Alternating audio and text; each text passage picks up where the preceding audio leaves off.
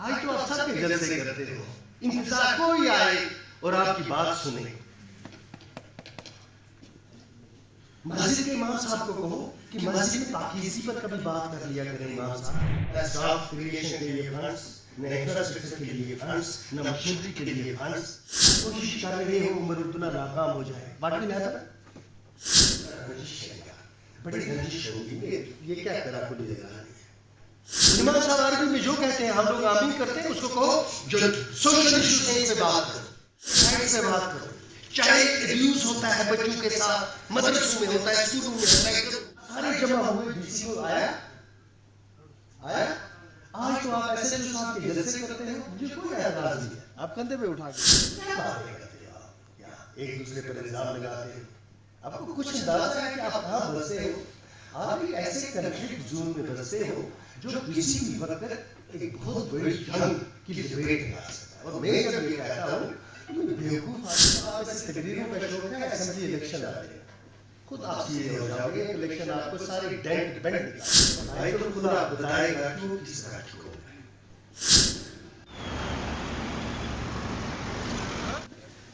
یہاں ہمارے ریڈا صاحب جو ایڈیشنل ڈی سی بارہمولہ ہیں، الطاف صاحب ہیں، پریزیڈنٹ باپار منڈل ہیں طارق صاحب، اور اعجاز صاحب بھی یہاں ہیں، کوچ صاحب ہیں، محمد اشرف گنائی صاحب ہیں، زاہد صاحب ہیں، سوپر ایسوسیشن کے پریزیڈنٹ ہیں، گلزار صاحب ہیں، راہی صاحب، خاص کر غلام نبی میر صاحب جو اس الیکشن کے نتیجے میں کامیاب ہوئے ہیں، اور ان کی ساری ٹیم جو اس الیکشن کا حصہ بھی کامیاب ہوئی. سب کو السلام علیکم. اور کچھ میرے دوست بھی ہیں، شبیر صاحب ہمارے ساتھی بھی رہے ہیں، شبیر صاحب، یہاں ڈاکٹر ریاض بھی ہیں، یہاں بہت سارے لوگ مجھے جانتے ہوں گے. بہت سارے لوگ کہاں ہے فاروق صاحب؟ ہاں، یہ میرے ہم جماعت کے فاروق صاحب، جتنے ساتھی ہیں السلام علیکم. یہ جو الیکشن ہوا ہے، اس میں جن کو کامیابی ملی ہے، یہ ایک بہت بڑی ذمہ داری، ایک بہت بڑا منصب ہے. ہم ان کی خوشی میں شریک ہیں. ان کے گھر والوں کو بھی مبارکباد ہو کہ جب یہ کوئی کسی الیکشن کا حصہ بنتا ہے تو الیکشن لڑنے والے کے اس کے اتنے اثرات نہیں ہوتے جتنے اثرات اس کی فیملی پہ.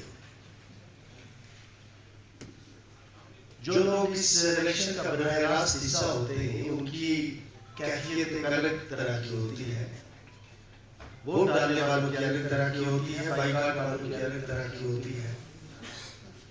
لیکن جب یہ اس طرح کی پلیٹ فارم ہو تو یہ ہماری قوم کا اجتماعی جو شعور ہے اس کی عکاسی کرتا ہے. اگر کسی قوم کا، برنارڈ شاہ نے کہا ہے، اگر کسی قوم کا اجتماعی شعور، اس کی سوشل وزڈم کے بارے میں کوئی رائے قائم کرنی ہو تو آپ ان کے ٹوائلٹس میں جائیں. آپ کو خود ہی پتہ چل جائے گا کہ ان کا بیت الخلا بتائے گا کہ وہ کس طرح کی قوم ہے.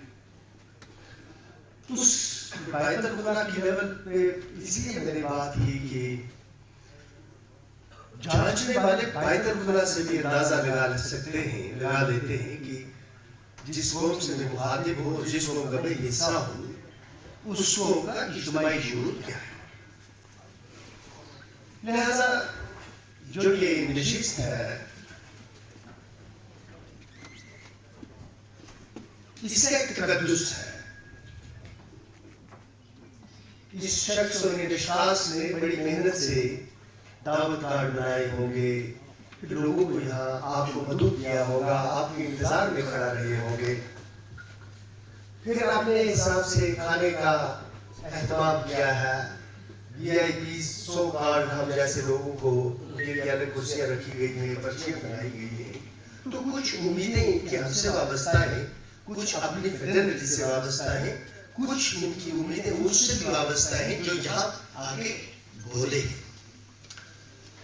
آپ کو میں بتاتا ہوں کہ میں شعوری طور کبھی اس طرح پروفٹ صلی اللہ علیہ وسلم کا نام نہیں لینا چاہتا، کیونکہ جس نام کا سب سے زیادہ استحصال ہوتا ہے مسلمان کے ہاتھوں وہ ہے نبی کریم صلی اللہ علیہ وسلم کا نام، اور جس کتاب کا سب سے زیادہ استحصال ہوتا ہے مسلمان کے ہاتھوں وہ ہے قرآن، اور جس کا سب سے زیادہ جس کی سیلز کو ایکسپلائٹ کیا جاتا ہے وہ پروفٹ محمد صلی اللہ علیہ وسلم کی سیلز ہے، کیونکہ جو میری طرح اندر سے بہت ہی چھوٹا انسان ہوتا ہے وہ جب بیساکھی کا سہارا ڈھونڈتا ہے تو اس کو یہ نبی کی یاد پڑتے ہیں کہ انہیں کی بیساکھی سے لوگوں کے سامنے اپنی عزت بچاؤ، اس حد تک تو درست ہے۔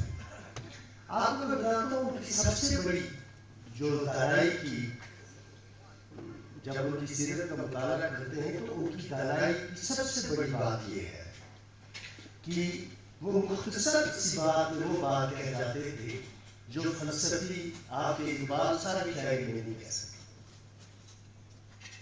تو انہوں نے کہا کہ جب آپ کسی محفل میں لوگوں سے مخاطب ہو تو جس طرح کی محفل ہو اس طرح کی بات کرنا، سادہ لوگ ہوں تو سادگی سے بات کرو، انٹلیکچوئلز ہو تو اسی لیول پہ بات کرو، اور بات کرو تو سوچ کے بات کرو۔ یہ کون سی ایسی تقریب ہو کہ ہم یہاں سے نکلیں لیکن ایک دوسرے کے یہاں بھی اگر ہم ایک دوسرے کے ساتھ ڈانٹ جھگڑ کے کشتی کرتے جائیں گے، اور یہ سوال اور جواب کی نشست نہیں تھی، جس کو آپ ایسے تقریروں کا شوق ہے، اسمبلی الیکشن آ رہے ہیں، خود آپ سیدھے ہو جاؤ گے، الیکشن آپ کو سارے ڈینٹ بینٹ نکال دیں، آپ کو پتہ چل جائے گا کہ یہ شوق کیا ہوتی ہے، یہاں کھڑا ہونا اتنا آسان نہیں ہوتا۔ So don't get excited and you should not say things which hurt others. We are here to make friends. We are here to share ideas. There is no lousy job in this world. دنیا میں کوئی چھوٹا کام نہیں ہوتا، اور کوئی trade بری ہو، trade ایسا بری نہیں۔ حضرت موسیٰ کی ٹریڈ کیا تھی؟ بکریوں کے ساتھ تھی، تو کوئی نوز باللہ گھٹیا ٹریڈ تھی؟ کہتے ہیں there is no lousy job. It is only the people who decide and their character reflects the job. ایک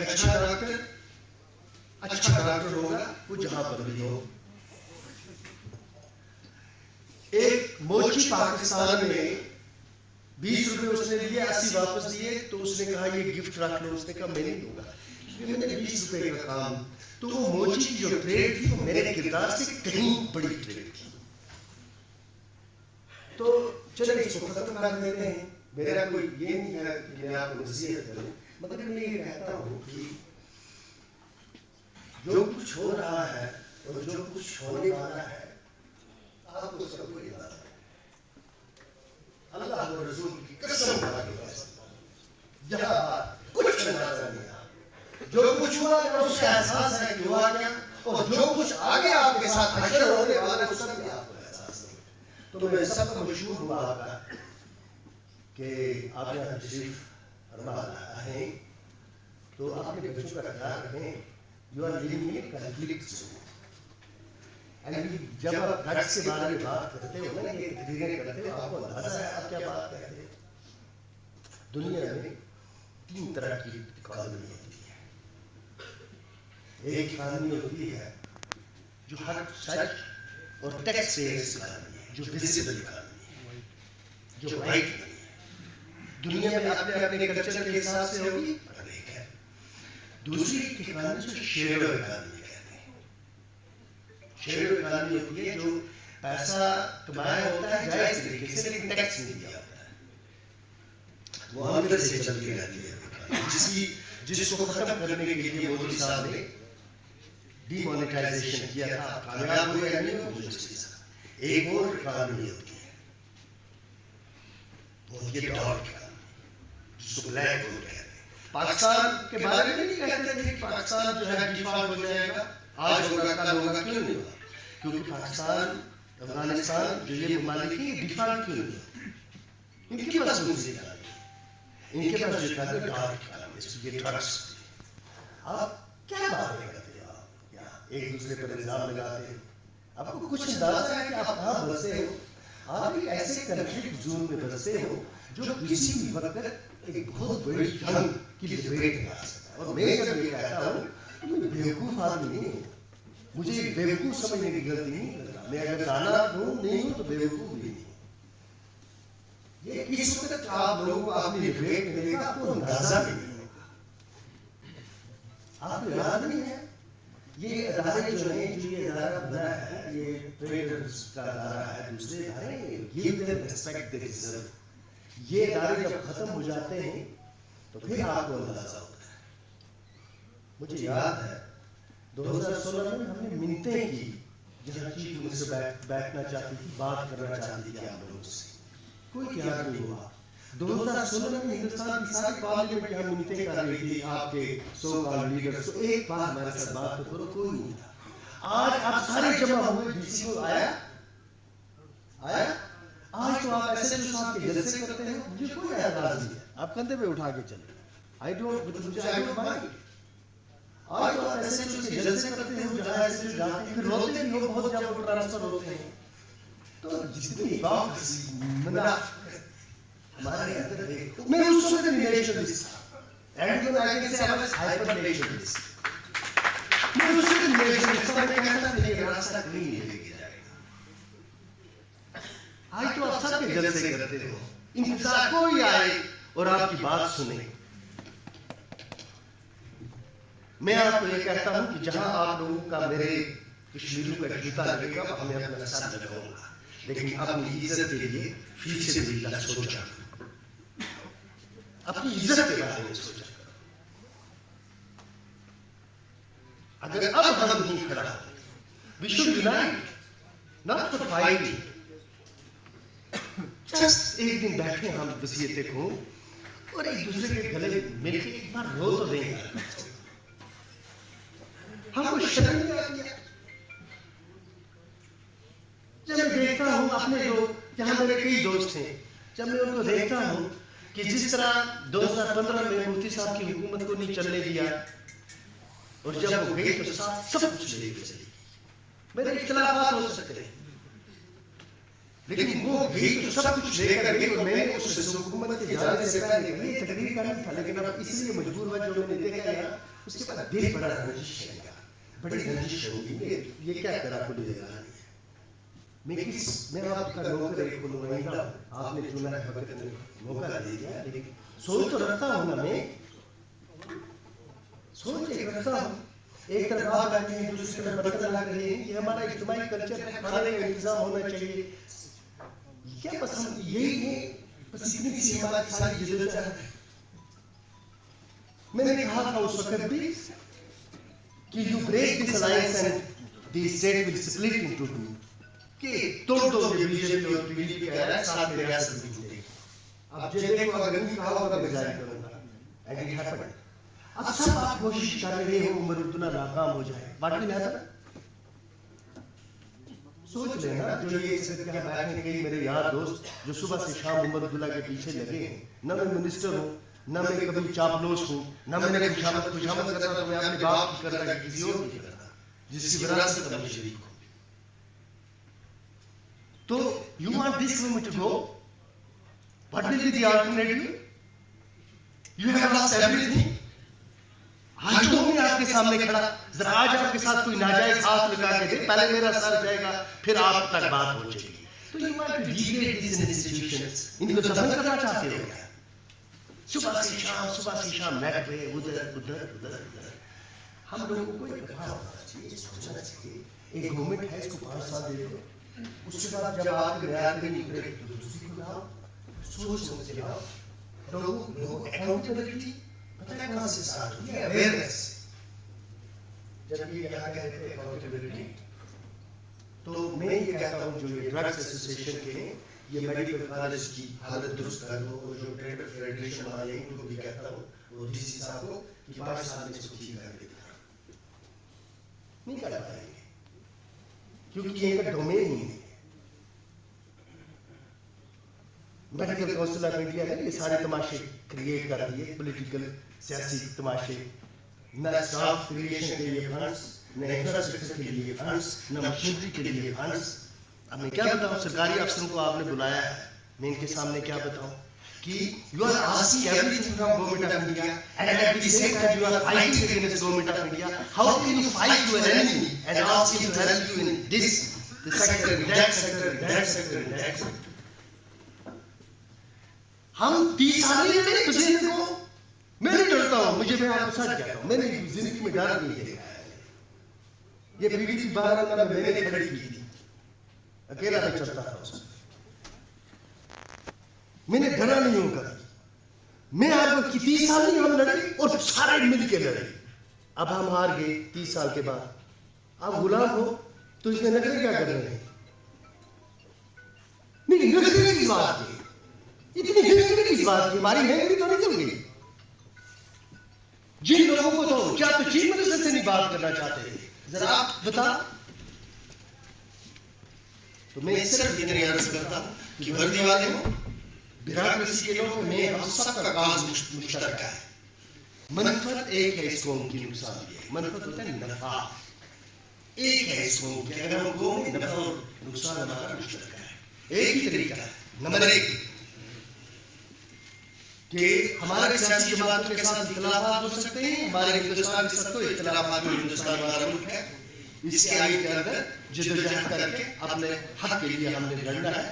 سو پرامن طریقے سے, باعزت اور باوقار طریقے سے وہ سفر جاری رہنا چاہیے. ایک دوسری بات یہ ہے کہ جو ادارے آپ قائم کرتے ہو, یہ ادارے ہم آہنگ ہونے چاہیے ماحول کے ساتھ, ضروریات کے ساتھ, ایک دوسرے کے ساتھ. اینٹ کی طرح دیوار بنے گی اور ہم سب مل کے ایک منزل کی طرف روانہ ہوں گے. جو 5 سال میں حاصل کر پاتے ہیں کریں گے, جو 10 سال میں ہوگا 10 سال میں کریں گے.